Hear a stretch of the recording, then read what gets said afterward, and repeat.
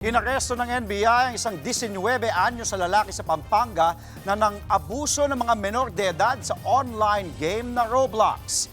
Ayon po sa NBI, nanghihikayat umano ang sospek sa kanyang mga biktima na magpadala ng malalaswang litrato kapalit ang Robux o yung pera na ginagamit sa gaming platform. Nadiskubreng nagpapakalat siya ng malalaswang material gamit ang iba't ibang account. Inireklamo na ang sospek ng isa sa mga magulang ng nabiktima niya.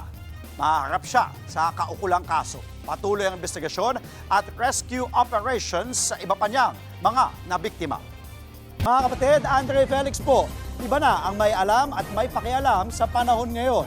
Para po sa tuloy-tuloy na balitaan sa Frontline kahit weekend, mag-follow at mag-subscribe na sa social media pages ng News 5.